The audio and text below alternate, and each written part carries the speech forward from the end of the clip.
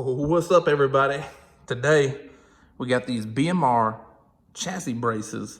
Hopefully this right here will help to stiffen up the rear end a little bit on the car, keep that side-to-side motion out of it. I know some people have said that it's not the rear bushings, and some people said it is the rear bushings. But I figure I'd give these a try. They're relatively cheap, like 108 bucks, 110 bucks. Picked them up Black Friday sale for like $96. So pretty cheap mod. Put it on the car. Fairly simple to install. So let's get to it. All right, we're back here at the back tire. First step is removal of this T15. If it'll keep on. There she is back there. This Torx. That Torx goes onto the factory BS chassis brace. So we're gonna go ahead and get that thing out of there. All right, guys, lesson learned. Got to take the tire off of this. I thought I'd be able to get my little ratchet here in behind the tire. There's just not enough room here. It barely fits. It would fit in there, but then as I back the bolt out, it would get up against the tire, so it just wouldn't have worked in the end. So I went ahead and removed the tire. Now this is pretty stiff, like a cardboard material, so I'm not really worried about it.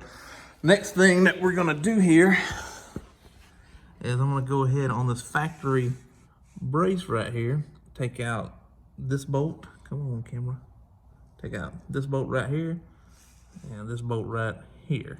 All right, and then the front bolt is actually the rear cradle bolt, and it's right there. All right, so the size of these bolts, this one right here is gonna be at 18, and these two, or those two in the back, are going to be a 15. So I'm gonna go ahead and take those out and get started on getting this new chassis brace in. So here's the factory piece compared to the BMR piece.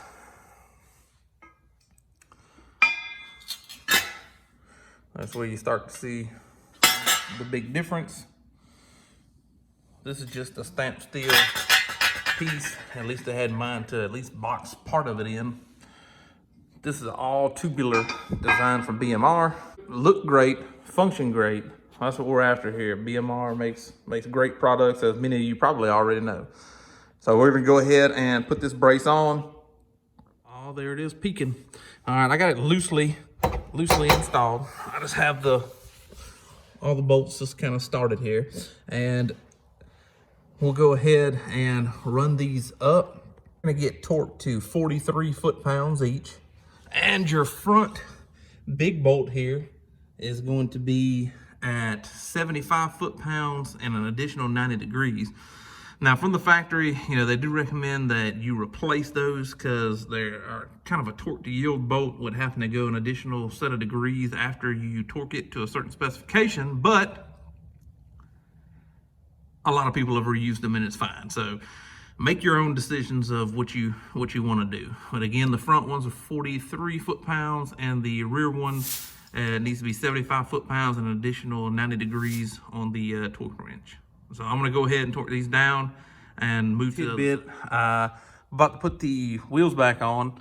Make sure you get you some anti-seize and put on the thread. If you take your wheels off and there's none on there, a little dab will do you. Just put a little bit of anti-seize on each one of them and this mating surface right here. So just rub it on in here. Get the anti-seize around it. This will help. You see how it's already corroded a little bit and rusted a little bit? This will help keep some of that stuff at bay, and it'll help keep your wheel from being stuck on the car one day when you're messing with it also. Whenever start your lug nuts with an impact, always start them by hand, always run them up till they meet and everything is kind of snug by hand before you use a impact or torque wrench, whatever your method of tightening is going to be. The torque spec on these, probably somewhere around 90 to 100 foot-pounds. I'm not sure. Look it up if you want to know. Other than that, I just hit it with my impact and don't over tighten them. So if you don't know how to use the impact and you don't know how to not over tighten and strip out lugs, then go get you a torque wrench and use that. But never use an impact or any power device to start anything. You use it to start any kind of threads, you're liable just to F them all the way up. So right there's the right side. Zoop.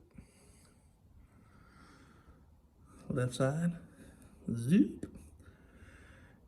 You can see my jacking pads right there. That's what I'm resting on right here. Overall, pretty simple install. Not too bad. Drastically improve the handling of the car, I believe. Or maybe not drastically, but it will improve the handling of the car. Some people have said it's made a world of difference. Some people say that it's just made a little bit of difference, but everybody has said it has made a difference when they've installed these. And I don't think I'll see any less here. BMR makes great products. They have a lot of engineering. They don't just make stuff just to be making it. So if they made the product, then it has a purpose, and they figured out that the car does need it in some way, and it does help in some way. So I'm gonna give these things a try, let the car down, drive it today. I may give a review video later talking about if it's got NVH increased. Like, a lot of times you do stuff like this, you get noise and harshness and vibration increases in the car. So we'll see if we got any of that. But that's the end of this video. Thanks for watching. Make sure you stay subscribed, stay tuned in for the next videos. Got plenty of stuff coming. Thanks, guys.